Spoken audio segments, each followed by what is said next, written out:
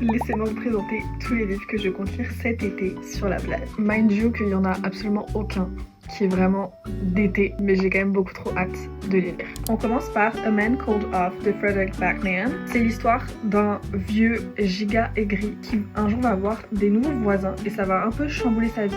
Je sens que ça va être juste un livre trop wholesome et j'ai juste tellement hâte de découvrir tout ça. En deuxième, on a Misery de Stephen King. J'avoue que je n'ai jamais lu aucun livre de Stephen King, je n'ai jamais même regardé des films parce que j'aime pas l'horreur. Mais dans le cadre d'un book club, je dois lire ce livre. En gros, c'est l'histoire d'un auteur à succès qui à un moment se retrouve un peu perdu qu'un accident, un truc comme ça, et qui se retrouve sauvé par une meuf. Sauf qu'en fait, la meuf, c'est une fan psychopathe du mec et il va se passer des choses un peu crazy zinzin. Ensuite, et qui va être ma prochaine lecture, The Best Worst Thing de Lauren Oki.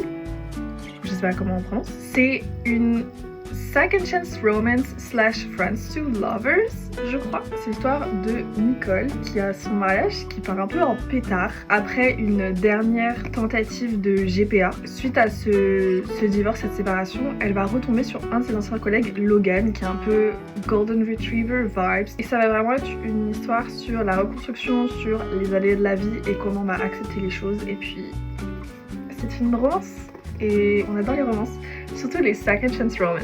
Ensuite, on aura Part of Your World de Abby Jimenez qui commence à devenir une de mes autrices préférées et donc je suis en train de lire un peu tous ses livres. Ici, on va suivre Alexis, une urgentiste qui vit dans une grande ville, qui a des parents riches, blablabla, qui va faire la rencontre de Daniel, un charpentier qui a 10 ans de moins qu'elle.